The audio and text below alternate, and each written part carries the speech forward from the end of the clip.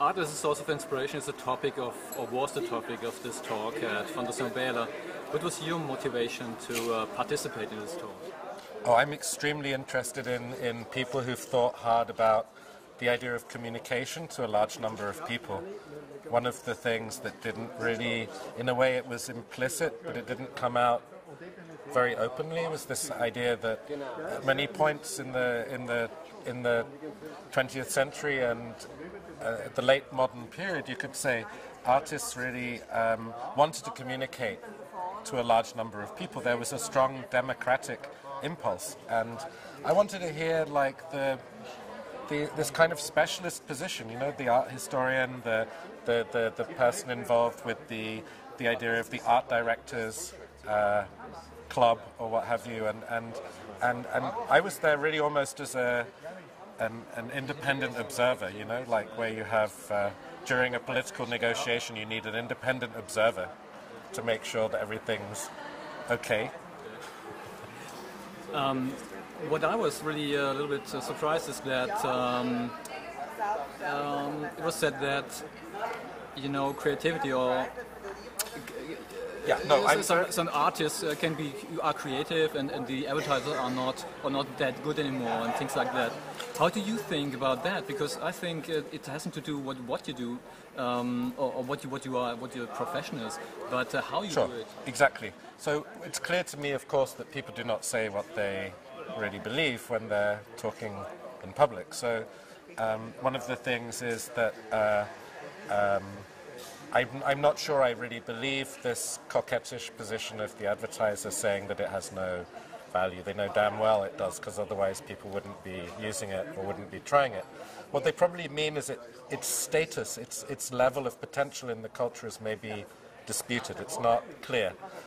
When I was a child, the British power company would have to change the level of power supply, because during the adverts in popular programs, everyone would go to put on the kettle to make tea, so that the power usage would go up in the country. So they had to keep watching, and they would see it go up and down. So everyone was watching adverts together, collectively, because there were only one channel where you could see them.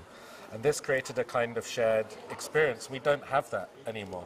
So what happens is you know, that you do have in the culture this constant appropriation of language, this constant appropriation of the language of creativity, of inspiration. Even if you're a McDonald's manager, you're supposed to be able to work in a team, be inspired, be creative, work out solutions to problems.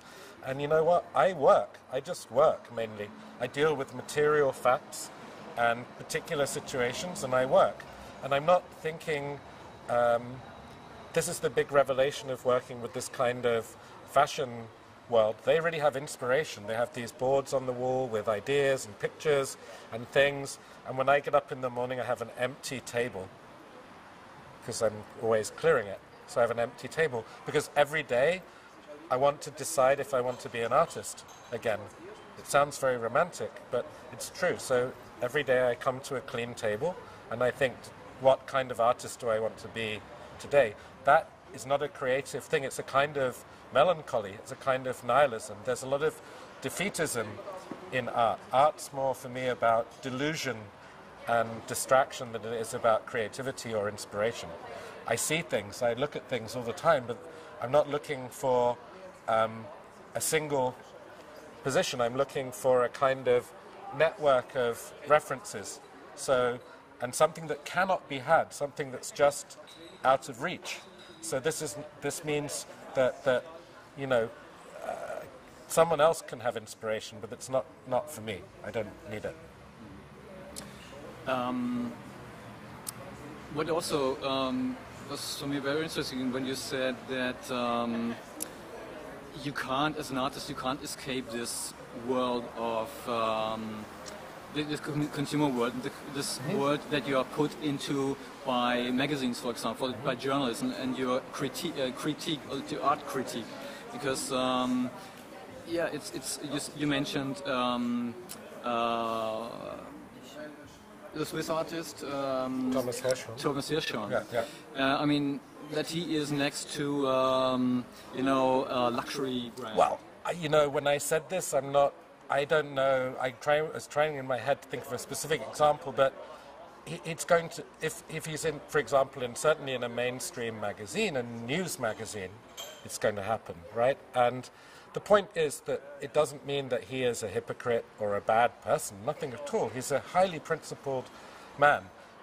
The reason to use the example is because I was getting frustrated that we're only talking about Warhol, Koons, Murakami, and I think in order to understand something like this, we need to look at the example of what we call a good man, or an ethical man, someone who tries hard, or woman. And that's why I wanted to introduce him, because we should be able to say that he can avoid this system and that he can be completely outside it, but of course it's not possible. So there's a strong critique in his work of imagery, of the communication of digital imagery, the idea of a synthetic world where people have no...